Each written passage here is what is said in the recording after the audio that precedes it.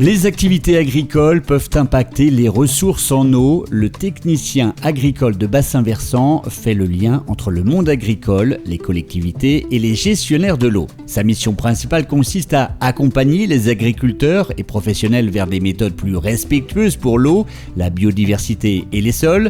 Pour cela, il combine technique, conseils et animation territoriale pour favoriser la transition agroécologique.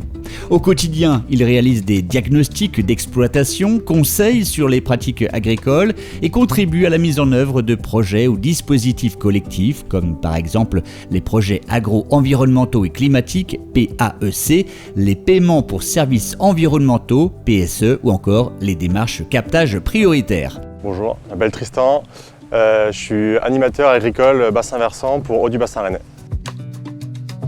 Donc technicien agricole, le but c'est de concilier la production agricole et la production eau potable, donc la ressource en eau. C'est travailler avec les agriculteurs pour protéger l'eau environnante.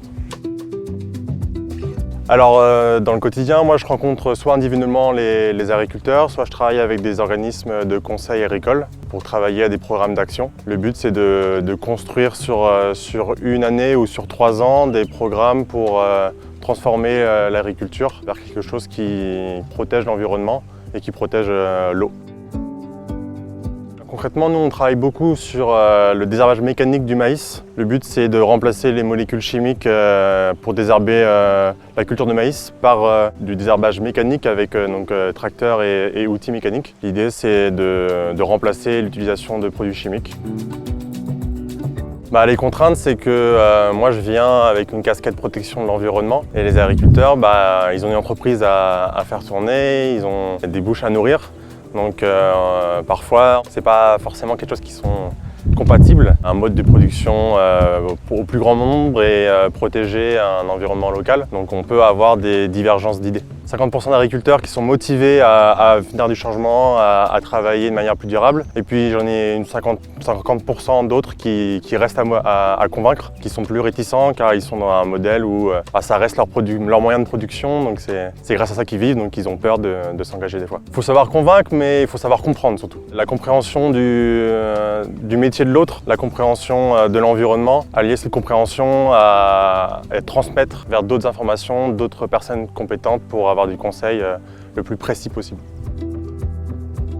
C'est quand on rencontre un agriculteur qui est parfois réticent à s'engager et puis à force de 2-3 rencontres, il va réfléchir à son système et transformer des modes de production. Je veux dire que c'est juste un petit grain de sel qu'on est venu mettre dans son esprit qui a changé la machine, c'est assez c'est valorisant.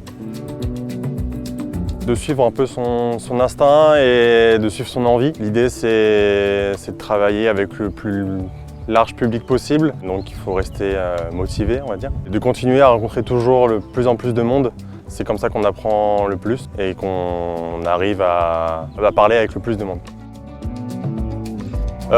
J'espère le moins possible, parce que le but c'est d'aller vers un avenir plus durable, mais on voit que ça prend du temps, qu'il faut travailler avec chaque nouvelle génération, donc ça a sûrement de l'avenir, mais on n'espère pas trop.